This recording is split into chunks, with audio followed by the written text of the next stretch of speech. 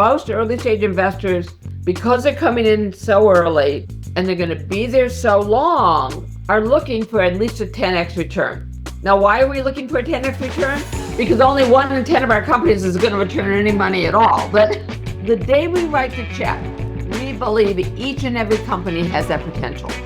As a founder, what you're looking for in your early stage investors are people that, 1, you like to work with, 2, you respect, and 3, can help you go further.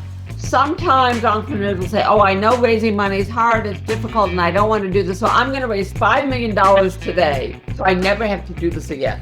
The problem is, if you are raising $5 million at your first raise, and maybe all you have is a concept or a prototype, you have to give up too much of your company for an early stage investor to be interested, and that's not good for you. Recognize as an entrepreneur, it's really, really hard. What you're doing is hard. Make sure it's worth it to you. You're not doing this just to make a lot of money. You're doing this because you want to make a difference in the world. Welcome to the Invisible Inc. podcast. I'm your host, Shubha Chakravarti, Chief Financial Storyteller at Achieve. Our guest today is Elaine Bolle. Elaine has served as CEO, board director, and advisor, leading domestic and global organizations from startups to $700 million enterprises in senior roles from marketing and sales to fundraising and M&A. She's an active angel investor, currently focusing on early-stage entrepreneurial ventures. She's a founder of RTP Angel Fund, a board director of RTP Capital Associates, lead venture partner for multiple funds at Portfolia, and past board member and active committee member at the Angel Capital Association. She also acts as mentor and advisor to early-stage companies across a variety of sectors. Now, here's Elaine. Hello, Elaine. Welcome to Invisible Inc. We're so excited to have you with us today. I'm happy to be here and happy to share whatever insights I can. You've come a long way since we first met, so you're doing a lot of good stuff, and I really like it. Thank you. I love it. And people like you are what make it happen, so thank you. So to start off, you've had a pretty rich and interesting background professionally. You've been an entrepreneur, you've been in corporate America, and now you're an angel investor. Across all of these experiences, is there one thing that kind of stands out in terms of what drives early stage success for a founder? It's not one thing. I think it's a combination of things. Okay. First and foremost, it's being curious and figuring out how things fit together in new ways. I mean, if you think about it, what most entrepreneurs do, there are very few new problems on earth, if you really think about it. But what they're doing is they're finding a new way of tackling this. And that is what I think is the common ground. It is not somebody who said at 5, I'm going to be an aeronautical engineer, and all they did is study engineering, and then they went out and they started a airplane company, for example. It is people that have sort of had maybe a little bit of a circuitous route or have had different approaches. I mean, my undergraduate degree is in Spanish, French, and linguistics. I was totally unemployable. I mean, I was designed to be some rich woman's wife, and I was already married, so that wasn't going to work. I'd already married the guy. But understanding that problem solving in a variety of ways can apply, and seeing those perspectives really, really help. And I think that's what an entrepreneur can recognize patterns that other people don't recognize. Got it. And I'm sure we'll dive into that, into all its aspects as we go along. So I want to focus on 2 big themes for our conversation today. The first is, how does an entrepreneur, especially a first-time early stage founder, pick and work with the right angel groups? And then secondly, what's the right way to go about those? So kind of let's zoom in on the first one and talk about how do you as a founder pick the right angel group to work with. Many founders, because of all the press, are more familiar with venture capitalists, VCs, than they are with angel groups. At least that's true from my own experience working with founders as well. Can you tell us how you would broadly categorize angels, and then what these categories mean for the founder who's looking to go raise their money for the first time outside? Well, first of all, I would step back. I want to step back one level, which is you need to decide if you want to raise money. And if so, why do you want to raise that money and what are you going to do with it? Okay. So that's questions first, and we can go down that path in a moment. But talking about the difference between angels and VCs, let me sort of set the stage a little bit. Go back into the 90s and 2000s. Venture groups were putting in their first money, and they would easily put in $500,000 or $1 million. Okay. As we've seen it, in the 21st century, venture funds traditionally have gotten very, very large. They're raising $100 million. They're raising $1 billion. Okay. If you're going to pour that much money into a fund, you've got to deploy it in much bigger chunks. Therefore, VCs generally have moved sort of up the funding scale. So it's really hard to talk to many VCs if you don't want to deploy at least $5 million, because they have got to employ at least smaller ones, $2 to $5 million, and they're happy deploying 10. So what happened is the angels, who were originally might have been individual investors, but had grown dramatically in sophistication, particularly over the last 10 to 15 years, they have really filled in the gap. So there is virtually no difference today in funding level between an angel group or an angel fund and a micro VC. The key distinction is that angels invest their own money, VCs invest other people's money. Okay. And that is really an important distinguish. So, when an angel fund, if they roll it up, or an angel network, they are investing all their own dollars. And these are post-tax dollars. So this is the money, after they funded their retirement, after they paid for the kids' college, they want to invest this money. And they're investing the money because, yes, they want a return, but disproportionately, they do it because they also want to give back. My story as an angel is very, very typical of many others, which is that we were successful either in the corporate world or the entrepreneurial world. In my case, I did both. But then we wanted to give back. So what I give back in terms of expertise, in terms of demonstrating to women that you can raise money from VCs and others. I spent most of my career, because I'm a little bit older, as the only woman in the room. And the fact that I could give back. And I think that's the other distinction, besides from doing their own money. Very often, angels are providing their expertise as well. Selectively, not every single angel, but the angels that you want to raise money from, if you're an entrepreneur, can add value beyond money. The ACA did a sort of, Angel Capital Association did sort of an informal study, and they have found that angels on average contribute at least 1 hour for every dollar they invest. Whether it is mentoring, whether it is connecting with potential customers or suppliers or service providers, lawyers, attorneys, etc. Because when you're starting out as a company, you often don't have a lot of resources, and you often haven't done this before. So you might know your problem, you might know your solution, you might know what you don't know, and now you have to fill in those gaps. So when you look for funders, okay, when you start taking people's money, it fundamentally changes your business, okay? And you are accountable to other people, but you also have access to a broader network. So again, if you're an entrepreneur and you're going to look for money, first of all, is why do you want this money? Don't just do it because all the cool kids all get money from VCs. And, that is, unfortunately, because of Shark Tank and other things that have occurred and the popularization of, looking at now old mature companies, Facebook and Google and everything else, as being, quote, sexy, sometimes entrepreneurs think they've got to raise money from, quote, VCs because that's how I'm real. Well, it's not necessarily how you're real. You might be a lot better off raising money from customers, pre-buying something, or getting grant non-dilutive money.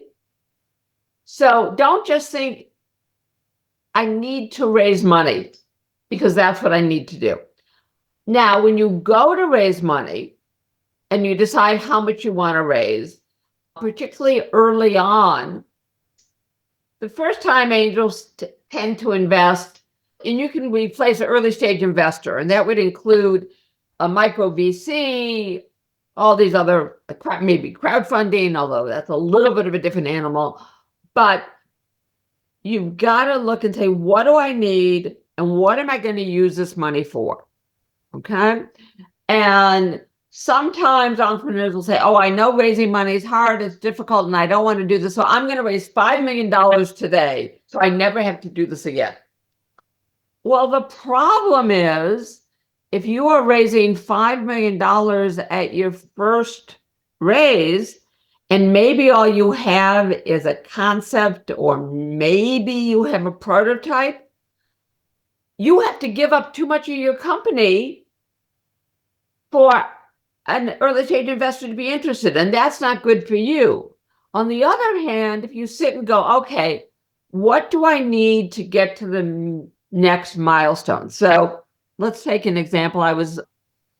One of the companies that we've invested in has a better way of filtering water for large water projects. So this is a capital intensive project.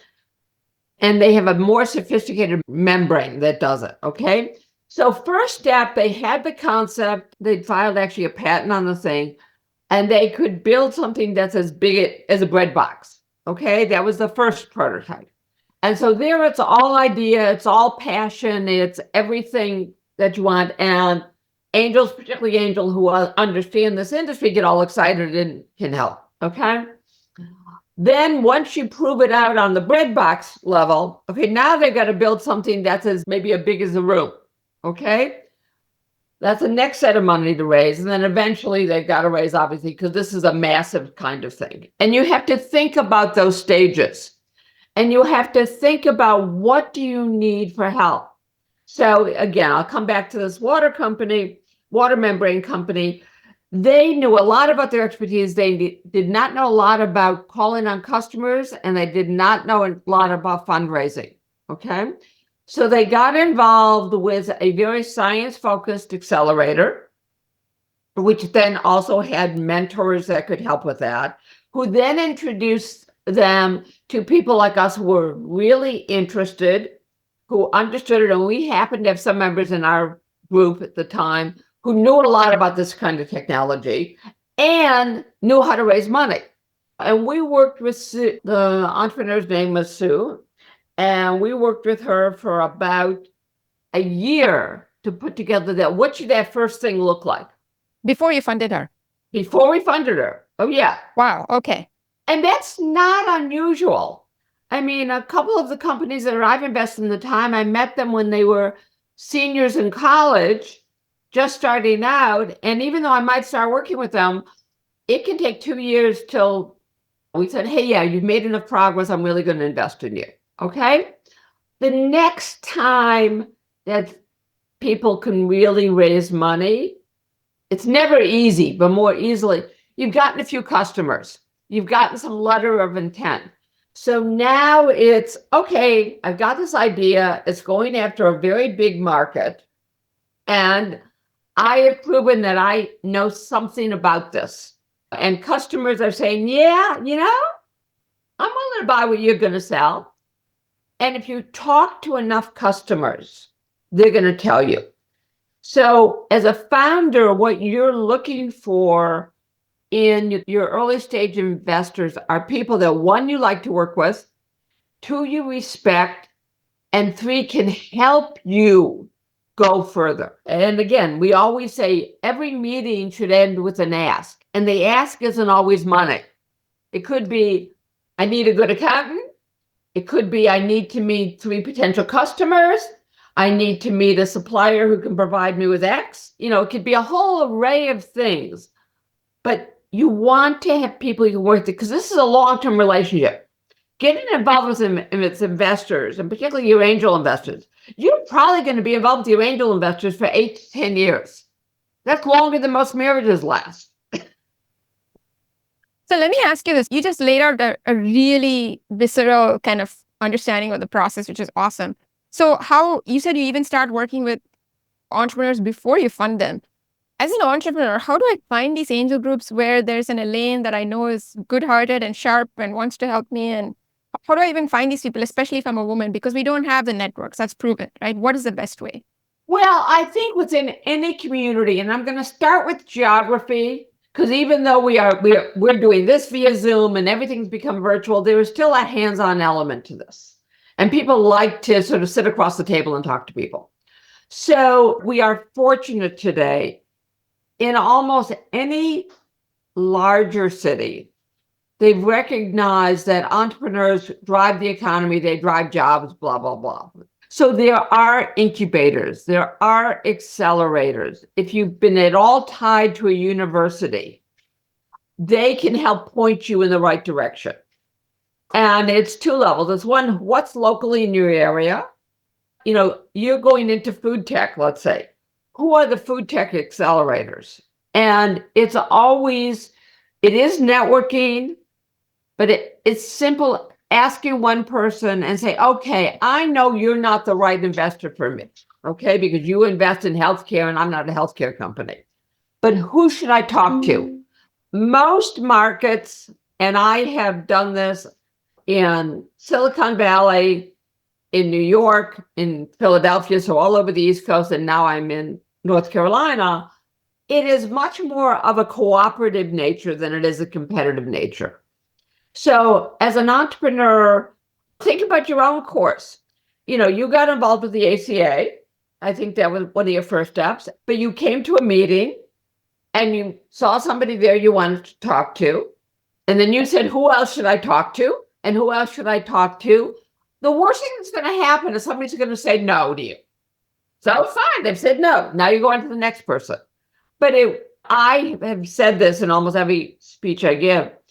As an entrepreneur, if you're not smart enough to get a warm introduction to somebody that you want to talk to and you should be talking to, you're not smart enough to be an entrepreneur. Because you don't need or want to talk to Bill Gates or Mark Zuckerberg or whoever the latest cool person is that I'm out of date with. Okay? You want to talk to people who are making a difference in the field you're in. And you should be well read enough that you can meet somebody else. It might be as simple as going on to your LinkedIn, and we all know LinkedIn has pros and cons. Okay? I'm not a commercial for LinkedIn. I still to this day do this. Do you know anybody who does such and such? And you'd be surprised the reaction you get. Now, yes, I suppose if you are in Fremont, Colorado, and this is a small part of Colorado that I just spoke in not too long ago, it's a lot harder, okay? But in fact, Colorado happens to have a very, very active economic development facility. The Small Business Administration exists to make connections for people. So it's not easy. You've got to do your research. And it's a heck of a lot easier nowadays. I mean, you can Google who are the top 5 food accelerators or who are the top 5 digital healthcare, blah, blah, blah, whatever you want to do. And begin doing your research using your creativity. And that's part of it. One of the problems you have to solve is who do I talk to? Does that make sense? Yes, it does. And my question to you and a slight challenge is, time is the single biggest commodity to the founder, right? And your opportunity cost is really high because you're alone, you don't have a lot of resources.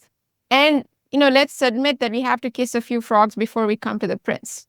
Oh, right? Not a few, a lot. Okay. I was just polite. How do you make that process more efficient so that I don't sit here wasting months talking to the wrong people and trying to make that process as sharp and surgical as possible? Are there tells? Are there flags? Are there indicators? Yeah, well, first of all, I think it's a matter of doing some basic research, first of all, of who's in your marketplace and seeing whose name keeps appearing and appearing. It is also building a network of other entrepreneurs in your area and talking to them and listening hard. And by listening harder to the people who say no and understanding why they're saying no, and ask them, why are you saying no? And then taking that to fine tune. Okay. And there is a fine balance, and I can't tell you the exact equation of being tenacious because investors are busy. They go off and do other things. A lot of things happen so you want to follow up. But if after a while, let's say 3 or 4 tries and nobody's answered, a good thing is to send one more note and say, look, it appears that you're just not interested in this. If you don't answer this, I'm just not going to bother you anymore. And it helps you close things off. Okay. On the other hand, if you talk to, let's say, an angel and they want to get all excited and they avail, but they keep on having more meetings and more meetings and more meetings and more meetings. It's fair for you to say, now, wait, help me out. What's your process? Am I in the right stage? Am I too early? Am I too late?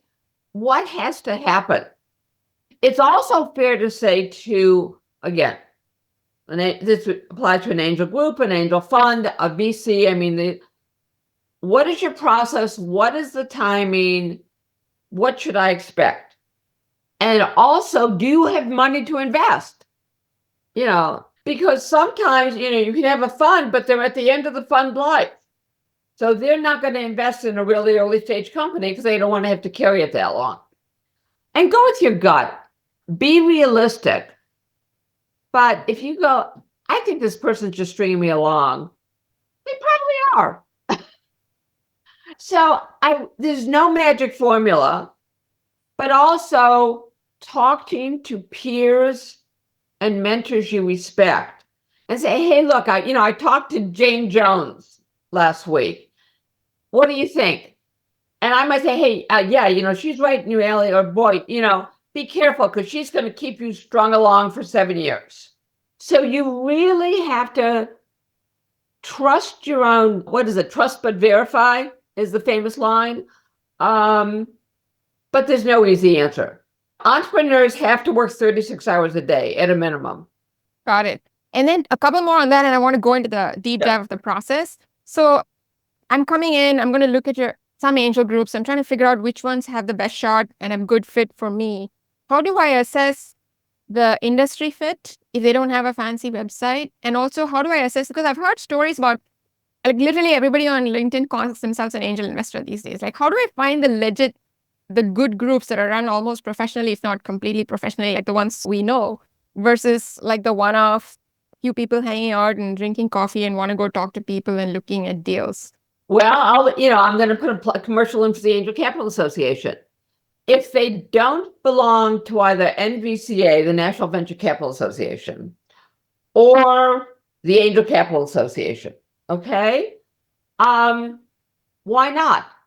And, they might have a good reason, but your time is better spent when you're just exploring to go towards more formal groups.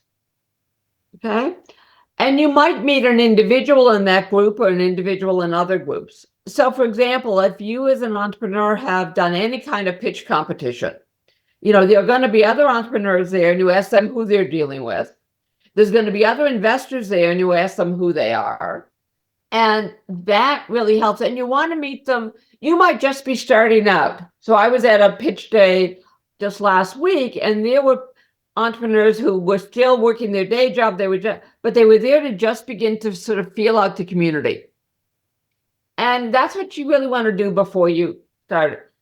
And then it's a matter of finding, well, how many deals have you done? Have you done deals like this?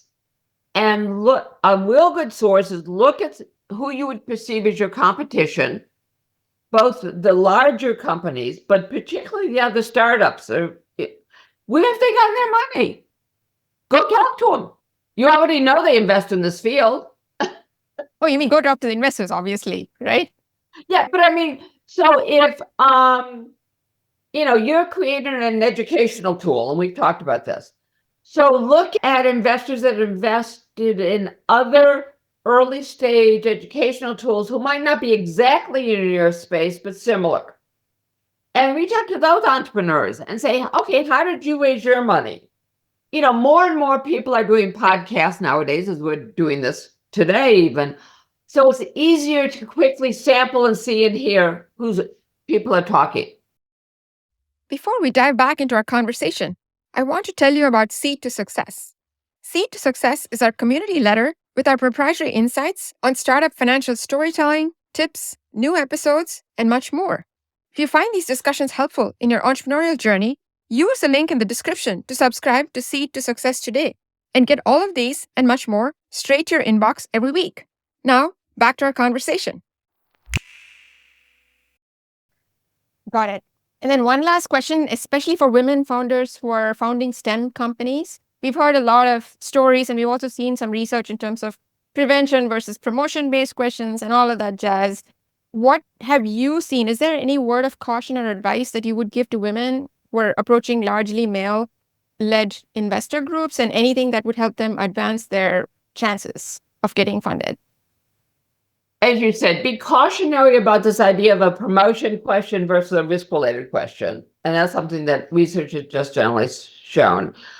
I think there are more and more women in all kinds of angel groups. Okay, so now about a third of all investors are women. And so that greatly increases your numbers. So I think it is probably less of an issue for women today than it used to be. And I think it's easier if you're in a STEM-like company, because that's what most early stage investing is. I mean, they are science and technology driven rather than food or beauty or fashion, although those are becoming bigger and bigger markets. I just think talk to other women, talk to people, and now we've got inside the Angel Capital Association, Growing Women's Capital. There are all sorts of women investor groups and supporters, but don't forget that men support women. And if you're just really looking at them, see if they have daughters. If you're really concerned, because men who have daughters are probably going to be a little bit more supportive of women. But I really do believe it's a lot easier, actually, than it was many years ago. And I think this myth about 2% of VCs is a bad myth that people and we shouldn't be perpetuating. We should be talking about where people are getting good. It's hard for any company to get invested, okay?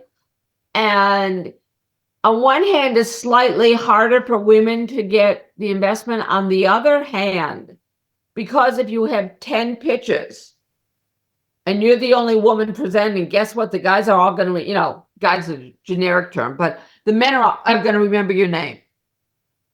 The old fogey in me says that as a woman presenting, I think it's important maybe be a little bit, I wouldn't present in jeans and a t-shirt.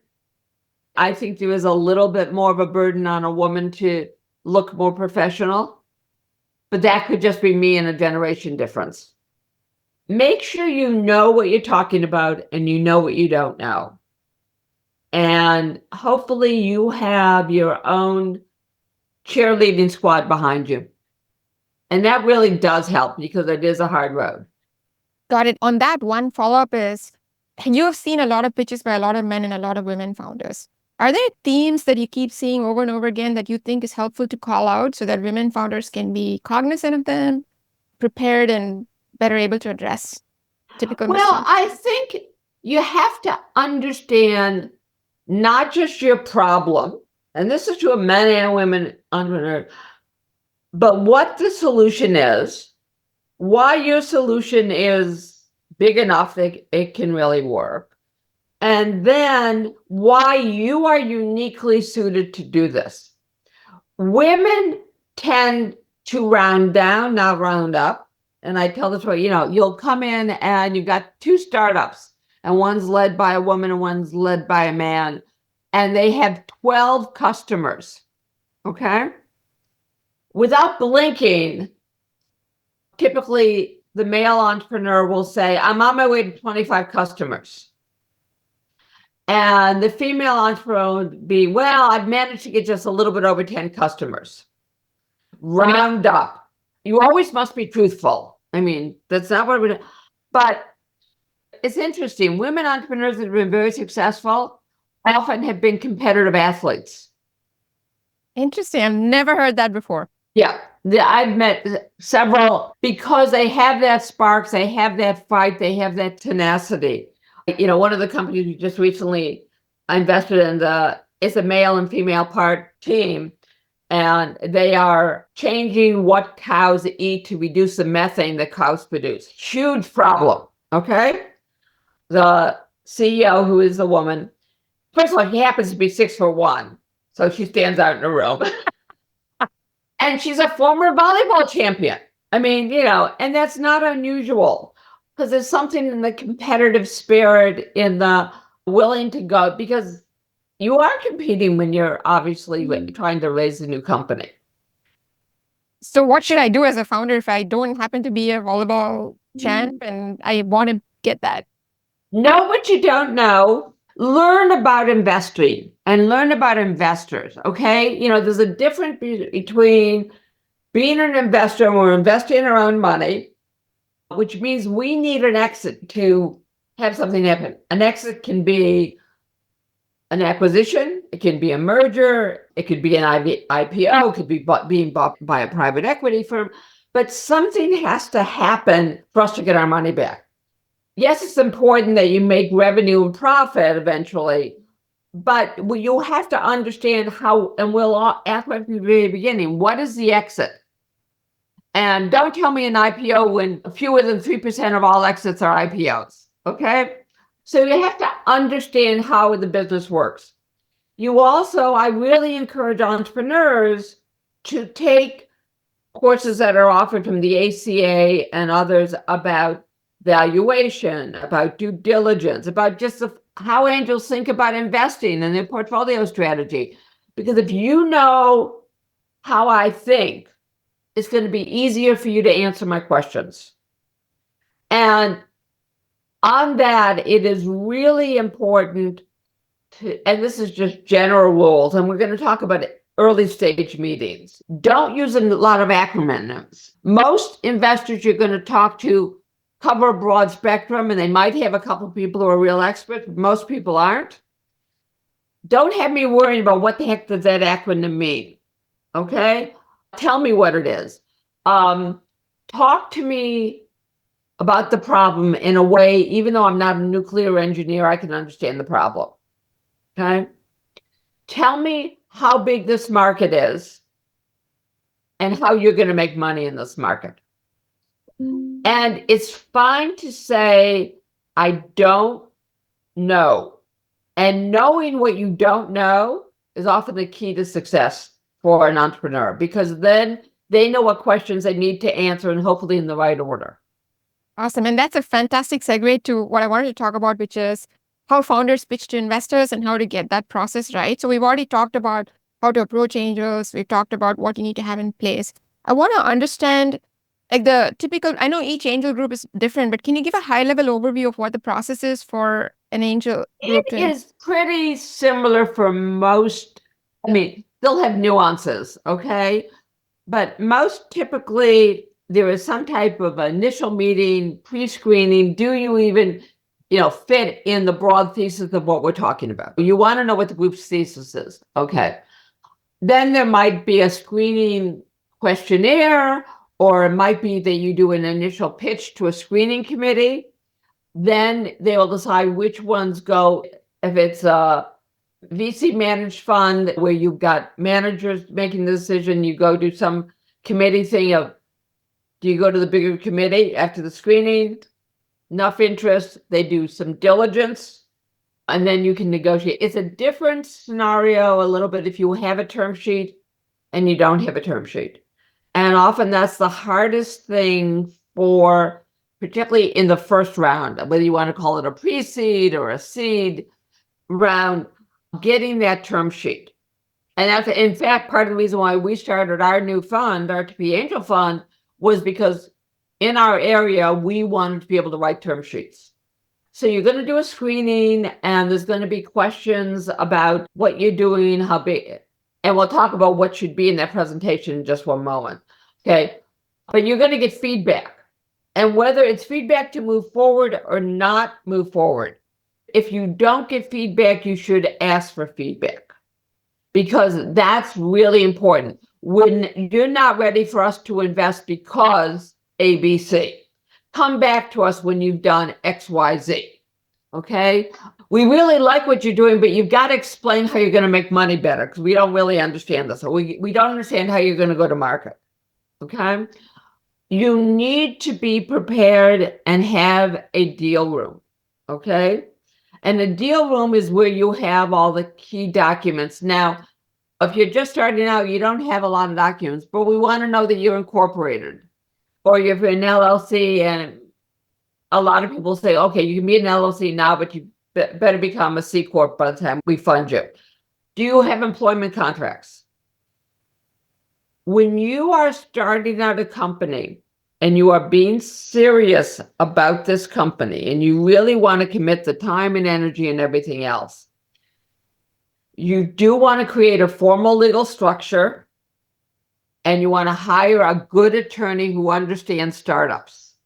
And there's two reasons for that. One, you want your paperwork to be in order from day one, because if it's not, it's going to cost you a heck of a lot more once you finally get investors involved to clean up.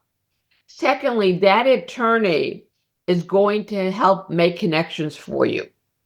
If you do early stage work in the triangle, you know every active angel investor and every active VC in the marketplace. And your attorney will say, you should talk to Venture South, you should talk to RTP Angel Fund. You're probably not a good fit for Duke Angel Network, now Duke Capital Markets, excuse me. And I don't want to hear the excuse that you can't afford it. Okay? Because the groups that are really good about it, they have all sorts of arrangements with early stage companies. And just the fact that you can get a major law firm to take you on as a client shows your seriousness. The fact that you've gotten a good IP attorney to file your claims, not your brother-in-law who does this on the side, or you did it on your own, says you're credible. Because the hardest thing before you have customers or revenue is, why should I believe you're a credible team? That credibility is going to be built by competitions. It's going to be built by grants, whether it is state or local grants or SBIR, STTR grants. We need some validation that, hey, people who know what this is all about think this is a good idea. Okay. And the attorneys or the other service providers can really help with that. The accelerators, every market has some co-working space that's also sort of an incubator-like thing, and they have some mentorship. Now, some are better than others, and that's real. And yeah, winning Mass Challenge means a lot if you're in STEM businesses. But it's also just understanding what happens and having that. A couple words of caution, okay? Entrepreneurs, don't tell me you want me to sign an NDA because I'm going to steal your idea. Because first of all, I'm not going to steal your idea, but I probably already heard your idea 5 times. Okay, that just shows you don't understand how the process works. If we can't build a trusted relationship, it's not the right fit. Okay, now that is not to say if you have some truly incredible IP, once you get to due diligence and you want somebody to really get into all the nitty-gritty, there won't be a specific person who would sign an NDA just for that purpose. Okay, but broadly speaking, we don't use NDAs. Okay, it's also easier if there's already a term sheet. If you've already gotten that first investor to write a term sheet and they are a serious investor, not your uncle who loves you and says, okay, I'll give you $50,000 with a $5 million valuation or a $10 million valuation because I know you're brilliant. You're my niece and you're brilliant. It makes it easier for them to follow on to do it, because typically the math is first round a company raises between $500,000 and $1 million. The typical early stage investor puts in somewhere between $150,000 and $250,000. So you do the math. You're going to need 4 of them in order to be able to But close. they work with each other. And if one's done diligence, the other might do different diligence, but hopefully they'll share and do things together. So how did you get that first term sheet? I mean, you kind of almost walk me into that question because I've heard this over and over again. Everybody says they're ready, but they need a lead. I've heard this from founders so many times. Oh, yeah, it's always. So it's finding those people who are willing to be a lead. So we have right on our website that, if we're the right one, we're willing to do that. It shows the conviction for the idea.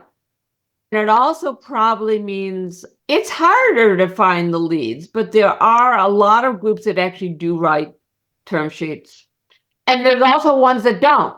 And they will be very upfront. Golden Seeds does write term sheets. I think Astia might not, but I'm not sure about that. So Portfolia does not. Okay, Portfolia, that's a good example. The portfolio funds don't write term sheets. Okay, that's not to say that you can't get investors. And if you can get them to say, look, when you get a lead or when you get $500,000, I'm willing to invest, it's a very iterative process. So, find the guys who have written term sheets for other people. And the term sheet you have when you come out of Y Combinator or Techstar is not the investor term sheet. That's the Y Combinator or Techstars thingy. So my goal as a founder should be find that right fit angel group that's in my sweet spot of my domain and they have a good reputation. And ideally, I can hope to get them to lead and write me a term sheet so it makes it easier for me to go find follow-on investors. Is that approximately right? Yeah, but that also means you're the 1 in 100 who's really lucky going out of the gate. Okay? I can aspire, right? And things like participating in some of the venture well accelerators, good example. Other very focused accelerators that can really help you along the way can help. Hopefully you'll get some people who'll give you some money on a convertible note subject to equity round. That's real common. There's way too many safes out right now, and there are a bunch of people that love safe, and then there's a bunch of us that don't like safes. I'll be real candid. And part of the reason for that is early stage companies do need accountability. They do need governance. They do need help. And that structure comes along with things like a convertible note or obviously a priced round. Sometimes it's timing and it can be extraneous factors. Right now people are all waiting to see what's really going to happen with interest rates and are things really going to open up. And once you start seeing some more exits and liquidity, you're going to see it's going to flow downhill and it's going to be easier. Or on the other hand, if you raised money in the crazy days of the end of 2021 or early 22, you either can't raise money or going to raise money at a real haircut. So, but I know you're focusing a lot of energy on this first money, and I would say that on first money, try to get as much non-dilutive money as possible right now. And there is a lot more money out there. There's this new money that came out of the IRA. Yes. And that has made it easier for some of the earlier stage companies and non-traditional companies to get money. But again, it comes back to who's the people doing it. Obviously, if you've done it before, it's easier to raise money. But most entrepreneurs haven't, and particularly most women entrepreneurs haven't. But can you build a team, even if it's a small team? You have to be a leader to be able to do this.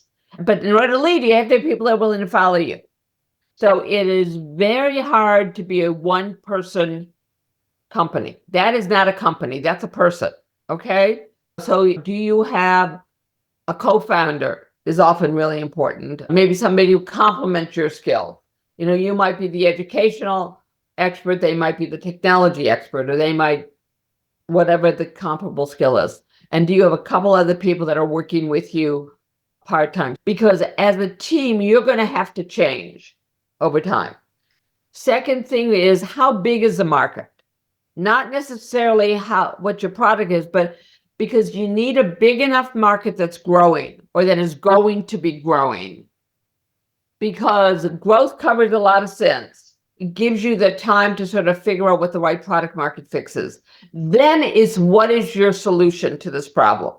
So if you notice, that's typically number 3. Because if you step back about it, if you're going to waste your time and energy for a great solution, it better be for a market that's big enough to go after. And we are talking about companies that have the potential to eventually be, let's say, $100 million and have 50 plus more employees. Today there were 3 people or 4 people, but that's the trajectory you're looking at. If the whole market is only $300-400 million, it's just going to be too hard to grow. You're going to have to do too much, and there's not going to be a big enough reward at the end of the day. Because remember, most early stage investors, because they're coming in so early and they're going to be there so long, are looking for at least a 10x return.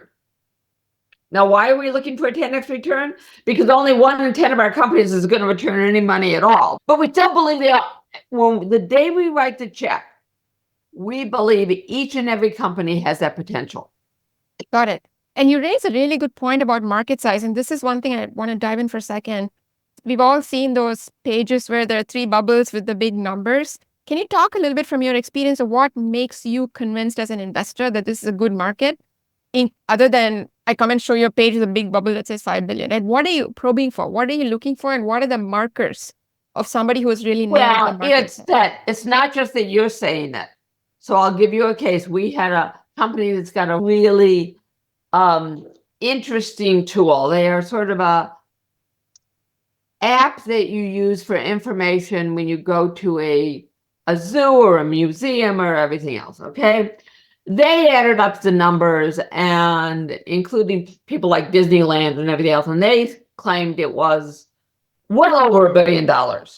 Okay. I mean, I'll be honest, I don't remember the exact number right now. We liked the company, we liked the product, but when we got in and dug into the due diligence, under the most generous ways of looking at it, we could not get a market over $300 million. Okay.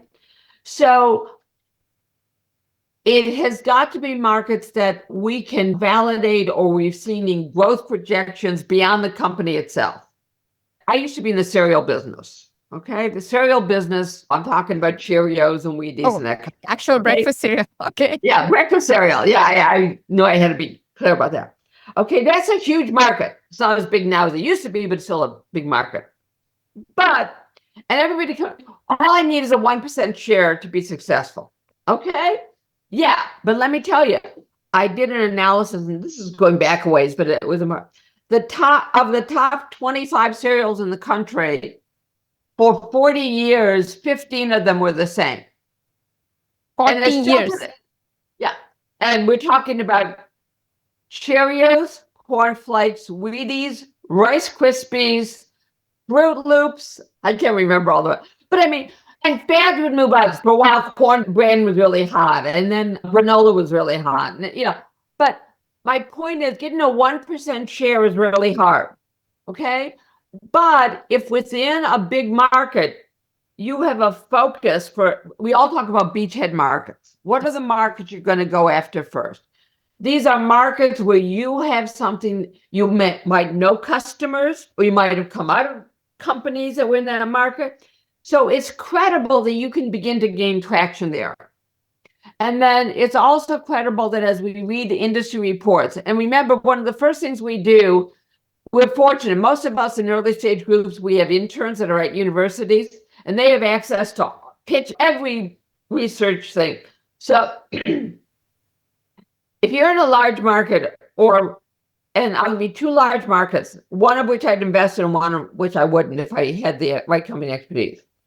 Gasoline engines, huge market, but not growing rapidly. Electronic vehicles, growing tremendously. Okay, it's not obviously as big as the other, but potential is there. Okay, AI is not a market. Okay, AI is a tool like the internet, like electricity, that everyone is using. It's more sophisticated computing, and that's the way we should really think about it. Yes, it's changing the tools we use. It's not changing necessarily all the problems we solve. And I think that's when you've got to distinguish. So So don't tell me, go sorry. ahead. No, as a founder, like how should I position the market, or what should I look out for to paint that credible picture of a market that's compelling to you as an investor? It's real simple. To a non-market expert and a market expert, it sounds logical. Okay. I know that sounds really trivial, but it really says, okay, we just invested in a company that is helping hospital systems do their screening more efficiently. Okay. So they're helping hospitals schedule breast cancer screening, tuberculosis screening, et cetera. Okay. So you have two doctors who've been doing this for research for a while. Okay. They've managed to work with a couple of health systems as a pilot and get it going. They can show us the market for just the first two markets they're in, how many screenings there are. They can show us how they're going to acquire it. They've done a pilot, and the pilot's proven out these points. I'm not an expert in healthcare, but it makes sense to me. Facts don't lie. They take over the mailing. It makes sense. They get more people to sign up. The hospital systems are used more efficiently. So the CFO likes it from the hospital. It makes sense. It doesn't strain credibility. Got it. And if you can talk knowledgeably, so when I start poking you, okay, well, how do you get this? So, for example, and this is a great case. One of the questions we had when we did diligence was, but you're going to do this and you're going to have this big burst of people signing up when you first do it. But then two things are going to happen. You're going to get everyone booked to capacity, and then there's going to be nobody left to screen. Okay? Logical. Well, it's if they were able to show how many new people come in each year and how capacity really self-levels in terms of what people are doing, so there would in fact be, part of the reason we're rolling out slowly is to figure out, how do we feed the stream? How fast do we feed the stream? So they got us shaking our heads saying, yeah, that makes sense. And yes, you can approve it, and the next year we'll watch it and see what happens. So you have to understand your building blocks. You have to understand how you're going to make money. And one of the first questions people are going to ask is, what is your lifetime value? What is your cost to acquire a customer? What's your sales cycle? Well, if you're just starting out, you don't know. But saying, okay, I don't know, based on other benchmarks I think are sort of like mine, they should be in this ballpark. And over the next 6 months, here's how we're going to figure that out. And there can be one of two reactions. One can be, okay, come back when you figured it out, for some people. Other people say, okay, I'll give you a little bit of money now, and I'll help you get there. Got it. And you now bring up this question of due diligence, which many first-time founders aren't familiar with. As an angel investor, what are the top things you're looking for during due diligence? What are your focus areas? Well, you start out with, what am I betting is true for this company to be successful? Okay. So is it that I'm betting that they can reduce their cost from $10 a unit to $1 a unit? Am I betting that their sales cycle will be about 3 or 4 months long, not 3 or 4 years long? So the important thing when we do diligence is what has to be true and what are sort of the deal breakers, and take them in that order. We're going to give you a laundry list that asks for every contract, that asks for every supplier agreement, blah, blah, blah, blah, blah. Half of which you don't have because you're an early stage company. But we're going to tackle those questions based on what must be true for this to be successful. We can put holes in it, okay? We are not looking to say no to the deal, because I can kill any deal anywhere in the country at any time, because your startups, you don't have a lot. But if I know these are the risks, talking about how do we mitigate them, And what do we do if this happens? If you're contingent upon getting FDA approval, how quickly can you get this? Do you have the right person helping you with it? Do you know how to get FDA approval? Or have you hired the right consultant to do it? So it's really we're doing risk mitigation. And our typical due diligence reports, just to give you an idea, are about 15 pages long. And they are not cutting and pasting the presentations that we got. We go out and we do our own market research. We will talk to customers if that's relevant, or potential customers. And one of the pushbacks you get, and I'll just address it right now, is, well, I don't want every investor talking to customers. And that is fair. That is absolutely fair. So you get the investor that you're most serious with, maybe they're doing the lead or you think you have the best, and say, look, if you go and do your customer interviews, will you share that with other investors? 99% of the time, they're going to say yes. And that we're really, again, and it always has a summary of how big is the market, what are the competitors, what are the real issues, what does the team look like? We're going to want to talk to the whole team, and various members of the due diligence group will do that. Due diligence shouldn't last longer than 60 days. Because if it does, both sides has deal fatigue, and you have to worry. It's a real red flag. But that's driven in part by, from day one, is the entrepreneur ready? Do they have at least a prototype of a deal room?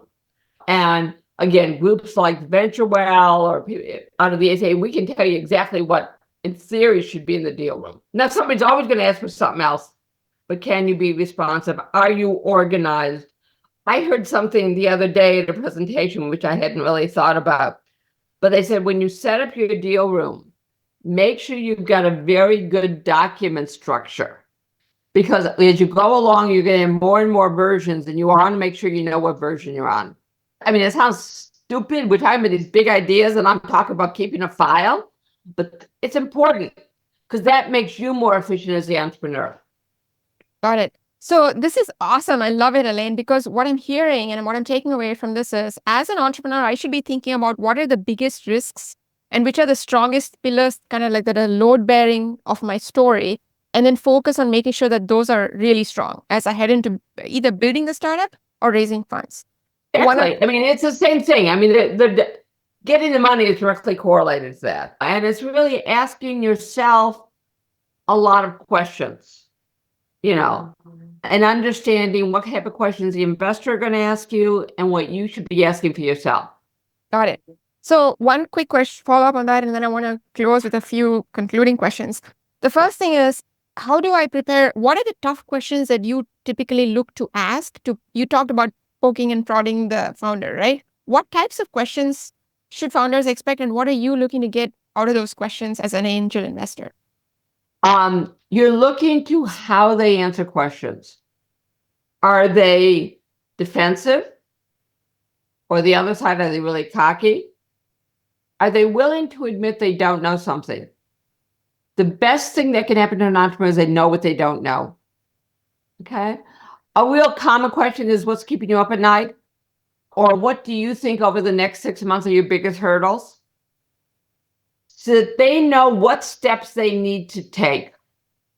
And they have a plan. Now, that's going to change because something's going to happen. The world's going to blow up, or COVID's going to hit, and it's going to be the best opportunity or the worst thing ever. But we're trying to see how they think, and can they think on their feet. And what about thinking are you looking for? Like, what are the markers of good thinking versus bad thinking, other than admitting what they don't know? Does their answer make sense? Have they listened to the question and either answer the question and say, hey, wait, I'm not sure I understand. Are you asking me about A, or are you asking me about B? That's a great response. It shows that they are really listening and they know their business. Got it. So, and one other question on kind of what feedback you get from investors, right? One thing I've kind of come across from talking to many founders is investor X, who's very credible, gives me some feedback, and investor Y, who's equally credible, gives me the exact opposite advice. How do I stay grounded and oriented the right way as a founder? take all of it with a grain of salt. And you're right. I mean, the worst thing that can happen is what we call drive-by mentoring. Yeah, Exactly. it's not as much from it is a little bit from investors while you're talking to, but it's from mentors. Oh, you should look at it this way, and you should look at it this way. I think you've got to take everything in, and as an entrepreneur, say, I hear them, but here's why I want to do X or Y. You shouldn't just cave. Now, on the other hand, if 6 different investors say this doesn't make any sense, you might want to listen to them. I figured.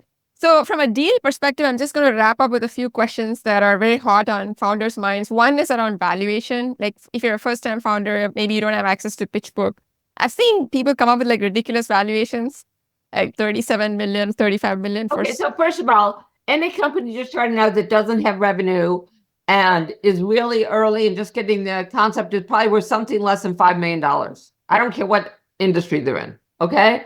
Having said that, valuation is a negotiation between the entrepreneur and the investor. It is truly a negotiation. It is not the most important factor, okay? And way too much time is spent on this issue of valuation. And as an entrepreneur, what you need to say is how much of the company can you give up now? Because you got to do that calculation. What percent are you still going to own? Secondly, how will the money you are raising right now take you to the next major milestone, the next major inflection point? And what does that valuation have to be? Because you want to have an up round. And you really have to look at it that way. And while maybe you all can't subscribe to PitchBook, if you've got access to a university, you can get good data. And again, you've got to be able to figure out. And the Angel Funders Report, which is from the ACA, doesn't cost you anything. And you can read about what angels are and what the valuations are. Okay? Recommended it to everybody. Yeah. All of them. And just even the documents, the PitchBook, you can download all their quarterly papers and they show the numbers. They are less accurate for the earliest stages. That's why the Angel Funders Report really exists. But there are others. Use that, talk to your peers. And if you say, well, hey, I can get $10 million in Silicon Valley, we'll say, fine, go to Silicon Valley and go get it. Come back to us and you want to talk about something else. It is not the only, it is a factor. It is not the only factor at all. Got it. And there are other terms of the deal, et cetera, which are not in scope. So I hear what you're saying. So one other point is this is a pretty tough raise environment, right? We've just come off the cliff. It is. It's hard. Yeah, absolutely. What advice do you give for founders who have to raise in this environment? Be realistic. Be very creative in terms of how you can let your money run longer, whatever money you have. Look really hard for non-dilutive funding. Look for things like, is a customer willing to pay for a trial? And just keep knocking on doors. So when you do kiss enough frogs, you eventually will find a prince or a princess. Just be prepared to kiss a lot of. Give me a lot of them, but yeah. And then looking back, especially at women founders in STEM, are there themes that pop up other than them being volleyball athletes that have struck you or have kind of emerged over time in terms of what really drives success for women that might be slightly different than you see for men? Well, this is showing my own biases. The women tend to be smarter, more insightful, more hardworking, and more aware of a larger environment. So how should we translate that into success in startups and raising capital? Well, look, if you're not smart, you probably don't want to be an entrepreneur. I'm sorry, you got to be really smart to be an entrepreneur. And being creative, it's not any one marker, but you have been successful and you've conquered things over time. And to be able to bring that across in an effective. Yeah, I mean, demonstrate it, whether you've done various things, you've juggled, now people are much more accepting of, mothers. And I've had two of the companies we funded recently. One had just given birth 3 weeks before. Years ago, that would have been a much bigger concern, but we've seen people do it. So I think women need to think less about being uniquely women and just think about what you need to be successful. Awesome. Good words of advice. So Okay. on that note, is there anything that you think I should have asked you, but I didn't, that you think is relevant to our audience? No, I think that really, I think that, it's just recognize as an entrepreneur, it's really hard. What you're doing is hard. And make sure it's worth it to you.